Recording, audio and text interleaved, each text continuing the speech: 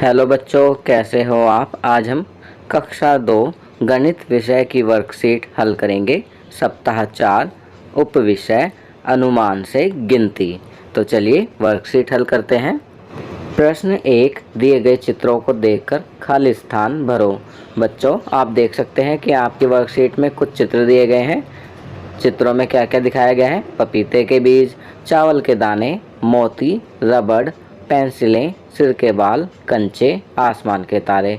अब हमें इन चित्रों को देखकर खाली स्थान भरने हैं। उन वस्तुओं के नाम लिखो जिन्हें आसानी से गिना जा सके।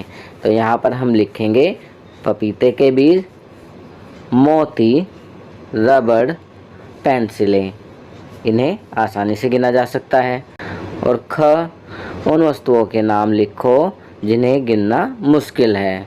तो अब हमें उन वस्तुओं के नाम लिखने हैं जिन्हें गिनना मुश्किल है। तो यहाँ हम लिखेंगे चावल के दाने, सिर के बाल, आसमान के तारे। इन्हें गिनना मुश्किल है। चलिए आगे बढ़ते हैं।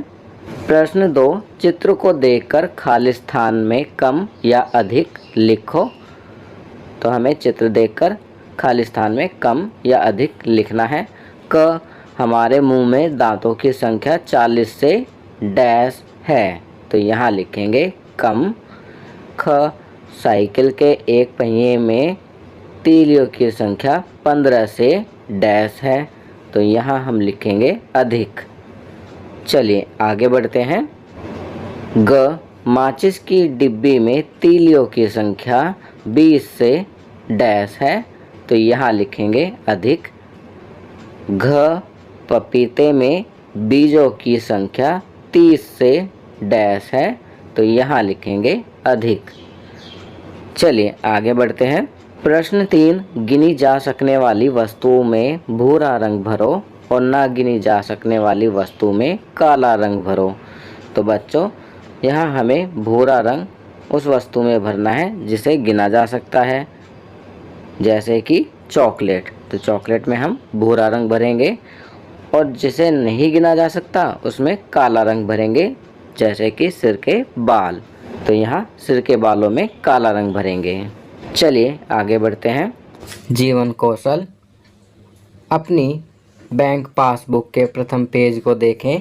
इस पर दी गई जानकारी को नीचे लिखें। पहला, खाता धारक का नाम। तो बच्चों, आप सभी के पास पासबुक अवश्य होगी क्योंकि आपका खाता खुला हुआ है। विद्यालय में जो भी राशि दी जाती है वह खाते में ही आती है। तो आप अपनी पासबुक का पहला पेज खोलेंगे और उस पर ध्यान से देखेंगे तो आप पाएंगे उस पर खाता धारक का नाम होगा। दूसरा, बैंक का नाम। बैंक का नाम जैसे union bank, state bank, Punjab national bank. तो जो भी आपके बैंक का नाम है आप उस बैंक का नाम लिखेंगे। मैं यहाँ काल्पनिक तौर पर लिख रहा हूँ, जैसे खाता धारक का नाम राहुल, बैंक का नाम यूनियन बैंक, बैंक की शाखा। तो आपका वो बैंक कहाँ पर है वह लिखना है आपको। मैं यहाँ लिख रहा हूँ शास्त्री नगर। चौथा, खाता धारक का पता। तो यहाँ पर आपको अपना पता लिखना है। तो मैं यहाँ पर शास्त्री नगर ही लिखूँगा। आप जहाँ पर रहते हैं आपको अपना पता लिखना है। पाँचवा, IFSC कोड। यह 11 अंक का कोड होता है। तो इससे आप पासबुक में देखेंगे तो यह 11 अंकों का होगा। मैं यूनियन बैंक का लिख रहा हूँ UBIN। फिर इसके बाद कुछ डिजिट्स की जगह मैंने काटा का निशान लगाया है और मैंने इस प्रकार इसमें कुल 11 अंक बना दिए हैं। छठा, आपके अकाउंट में कुल कितने अंक हैं। तो बच्चों, यह हर बैंक के अलग अंक होते हैं। किसी बैंक के 13, किसी के 14, किसी के 11, किसी के 15। जैसा कि मेरा खाता यूनियन बैंक में है तो मेरे बैंक के 15 अंक हैं, तो मैं यहाँ 15 अंक लिखूँगा। चलिए आगे बढ़ते हैं। प्रश्न 2, नीचे दी गई तालिका को पूरा करें। पिछले महीने आपको मिलने वाला जेब खर्च। तो बच्चों, जो भी आपको जेब खर्च पिछले महीने मिला था वह आप यहाँ पर लिखेंगे।